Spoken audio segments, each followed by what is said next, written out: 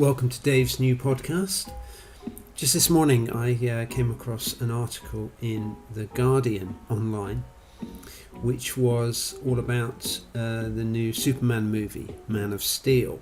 But in particular what it was talking about was the way that apparently the studio that made Man of Steel is particularly marketing it towards Christians and Christian leaders in America, suggesting that they make use of it to communicate their faith in Jesus. And in fact there's a special website that has been set up which I found, which is called Man of Steel Resources, and there you can find sermon outlines and free videos and images from the movie. And when you play trailer number 3 for Man of Steel, which I did this morning, it is quite extraordinary, some of the phraseology of the voiceovers and the dialogue clips that they put in it. They say things like, he'll be a god to them. And there's a voiceover saying, what if a child dreams of becoming something other than what society intends? What if they aspire to do something great? Superman's earthly father, played by Kevin Costner, says, you're the answer, son.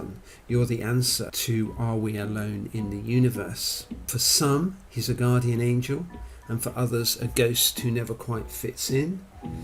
You will give the people of Earth an ideal to strive towards. That's another line. You'll help them accomplish wonders.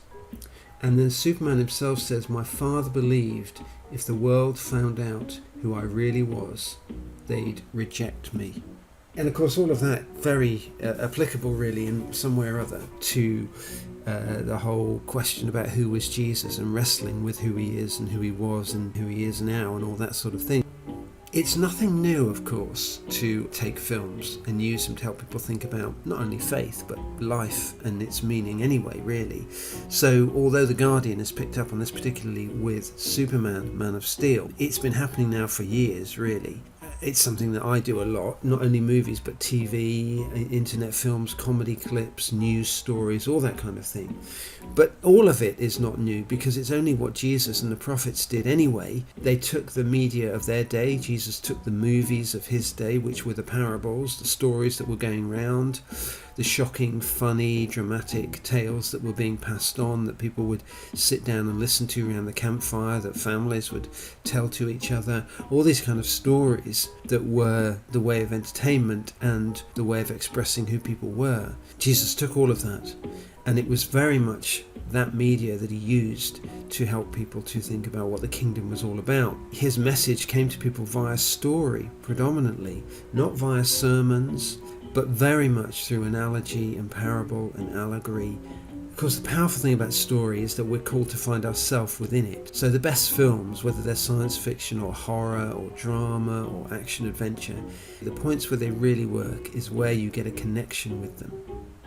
And so even cartoons are based on human nature, what humans do, what life is like, what experiences people have had. All those kind of things give a powerful connection, really. The question I'd have about the idea of using Superman to make people think about Jesus is that the danger is that we simply say, well, Jesus is the real Superman. Jesus is really the one who is, powering around, saving people in these dramatic ways.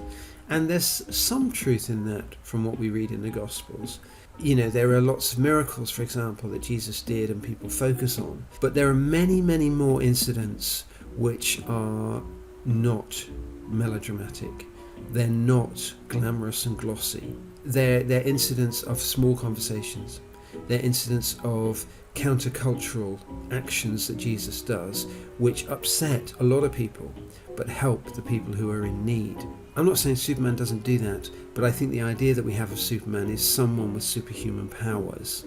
I think the life that Jesus calls us into is not one where we'll be able to do incredible things and wow the world into following Jesus, but rather we're invited to do the small things that change the world each day, and that if we follow his example, then it's very demanding.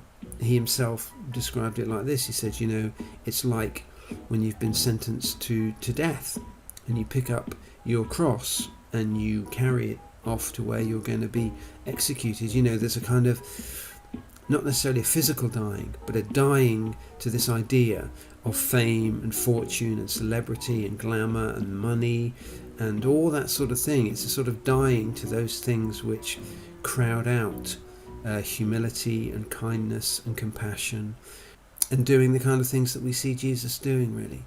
Thanks very much for listening. That was Dave's podcast.